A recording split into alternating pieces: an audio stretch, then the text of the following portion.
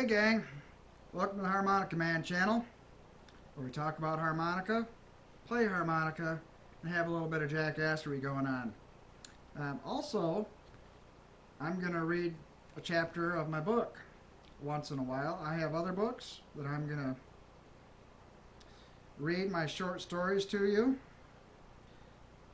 And this chapter is called Survival. It's pretty sci-fi-ish, but here we go. Got clothes drying in the back, so if you hear a whirring, don't pay any attention to it. Okay. The ship rested near the edge of the cliff, and the dust settled while the crew took a head count. Just a handful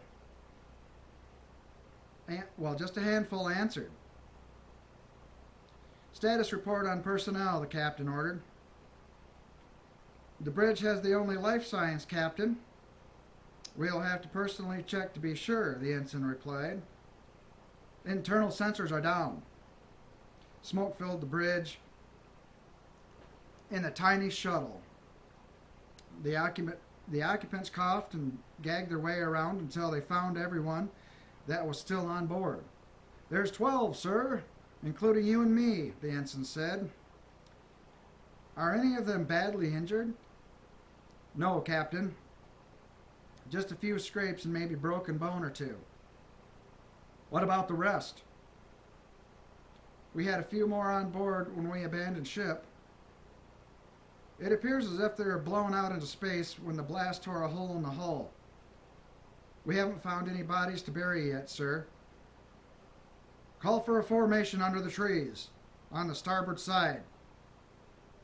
Help each other get out there and in the fresh air and out of sight immediately. Yes, of course, Captain. But what about you? I'm shutting it down. Then I'll be outside with you all momentarily. The ensign turned and followed through the captain's orders.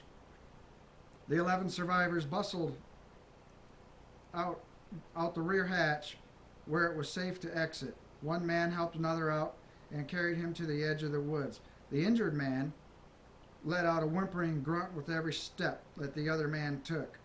The broken leg dangled with the bone protruding outside of the skin. It jiggled with each agonizing step. Ouch and shit, right? The remainder of the crew found a spot under the palms to adequately form a formation as ordered. They waited for the captain to emerge from the smoking vessel. They wondered and talked about him being exposed to the smoke as if he had been there too long. Soon the lights went off, and the whirring of the electric motors slowed to a stop. The black smoke continued to bellow into the sky and could be seen for miles. Ensign, come here, a voice came from the craft. The young crew member ran into the dead metal beast to see what orders the captain had in mind to say. His boots hit the metal inside the rear hatch with a clang. Yes, Captain, how can I help? Give me a hand with these weapons. We need the whole box dragged out. The enemy could be here any moment. The crew stood in the sand and watched their leader and the youth walk a case of staff weapons to their location. The breeze rising from the cliffs now below gave a refreshing brine scent everyone was waiting for. Burnt materials had previously filled the nostrils, and the experience of near death had everyone in stagnant melancholy. The feel of fresh air relieved them for a moment. The thought of escaping war was still fresh and fearful torment on their minds. The ensign filed into formation next to the others while the captain made his way up front. He stood tall and exuded the commanding stature that leaders almost always had. This is a time for surviving.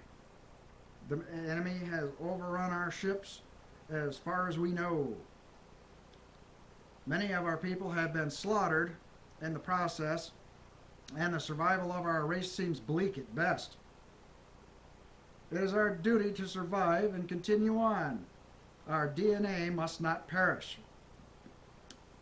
Someday we will return to claim our place amongst the stars as before. However, excuse me.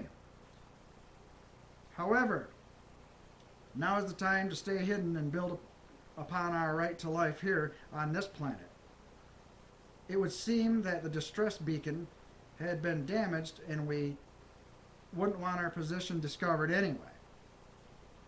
Our enemy is winning the battle and they might look for survivors very soon. We have to take only a few things from the ship and get rid of it somehow. Then we have to find a safe place to shelter. We can figure out how to get back home at a later time. The formation fell out moments later after the discussion of what the technology was to be saved from the craft. The injured man had his medical treatment performed and the bone was set and splinted. Then a couple of people who performed it went about helping the others gather things from the wreckage. The smoke was dying down and it was becoming easier minute by minute. Then an empty craft was light enough to pry under it with felled palm logs and roll it off the cliff. The logs followed behind the craft and landed on the rocks below. The captain peered over the side of the cliff with a worried look on his face. Let's hope the tide will carry the pieces away and get lost in the waters below. Then he gave the order to pack up and move away from the spot. He knew that they needed to find a camping spot before nightfall. Straps were slung over their shoulders and litter carries were made from the bulk of the supplies. All right, crew, the captain said. Let's move out towards that mountain in the distance. They began dragging their equipment through the tropical plant life and away from the rocky cliffs. The trees began to get thicker as they moved inland. Where they were about an hour into the trek, a rustling sound was heard and it seemed to be following them through the forest. They were wary of their surroundings and edged from the battle. The thoughts of enemy troops raced through their imaginations as if they were about to be surrounded. Drop the equipment, the captain ordered. Put it on a circle for a cover. Put it in a circle for a cover. The leaves moved behind a few rows of trees, just deep enough to where it was barely seen. Then there was a silence, as if whatever was out there was about to pounce. Whatever they were didn't act like the enemy troops at all. They acted like stealthy animals, predators in fact. The silence was only accompanied by the soft breezes filtering through the tops of the trees. All eyes looked toward the jungle with weapons at the ready. They knew that they were surrounded, but the enemy was reluctant to be seen. A rock landed in front of the captain and bounced across the ground, breaking the silence. What followed was a volley of small rocks and a few spears that rained down like a handful of trash that didn't do any damage. A few of the spears stuck in the ground just in front of them.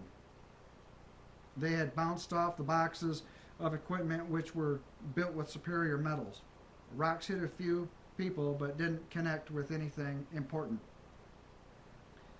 Guttural yells and whooping came from behind the underbrush, like animals were about to stampede the crew and attack. "Return fire!" the captain ordered. Balls of electric energy came out of the ends of the small arms and cut through the leaves. Some of the blast hit trees and caused them to smoke in an instant. Dried leaves caught fire while the green ones had large gaping holes pruned right through them. A volley of return fire was followed by a couple of screams. There were only the sounds of weapons blasts and thuds against the surrounding trees. The enemy seemed to have been killed or run off. The captain understood that whoever had lesser technology and therefore wouldn't stand a chance with the spears in front of him. Cease fire, cease fire, the captain ordered. Whimpering could be heard from a few yards away. It sounded familiar, but not quite as familiar as to be comfortable with the sound. The captain stood up and motioned the ensign and a couple of others to follow him into the jungle. They stepped toward the sound as stealthily as possible. Rustling around them, moved towards that sound as well. It was like they were gathering for another attack, and the captain sensed it. They moved forward to a small opening and saw the source of their cries. A small creature